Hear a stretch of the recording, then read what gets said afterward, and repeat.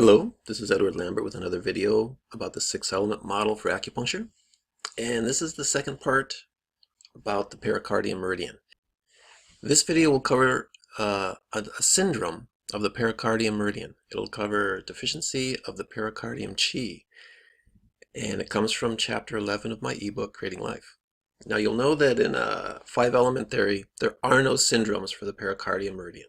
But in 6-element theory, because the sixth element seed has its own meridian, sun, jiao, and pericardium, these two meridians have their own syndromes because we can define and describe their functions in the body relating to organs. And the main process for the seed element is homeostasis in the body. Okay, so let's go. Deficiency of pericardium Qi. When pericardium is weak, the monitoring of homeostasis is weak. Thus, regulation of homeostasis is slow to respond.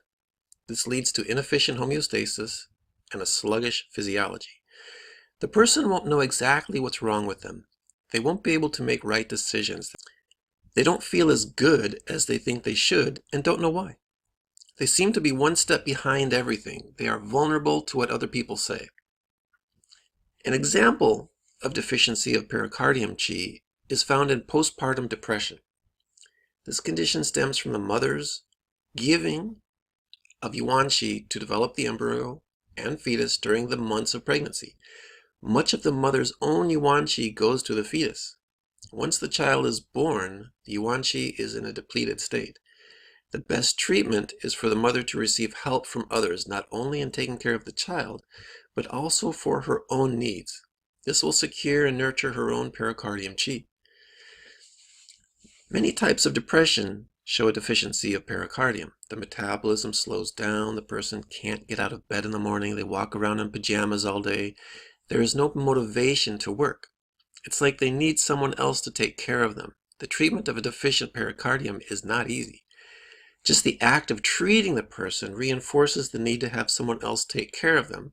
So in actuality, as you treat a person with deficient pericardium, you're actually reinforcing the deficiency in pericardium. So the trick to treating a deficient pericardium is to create incentives that will motivate the person to really start taking control of their own life. And that's what the pericardium wants to do. The pericardium wants to monitor and send messages to say something's wrong, and then have the system, have the body respond and say, okay, what do we need to do? So the person needs to take responsibility internally. Their internal qi needs to take responsibility for their own life. And as healers, for acupuncturists, it is tricky to get someone to take care of their own life internally. So the incentives have to be carefully designed to bring a substantial feeling of happiness, not a fleeting temporary pleasure. And that's the key, is you want to build and cultivate.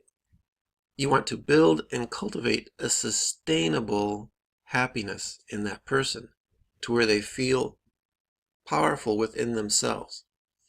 Because after the pericardium comes the gallbladder meridian on the spherical meridian flow. So once you can cultivate a strong pericardium, that gives power to the gallbladder meridian, which will increase the confidence and power of the person to project their own personality.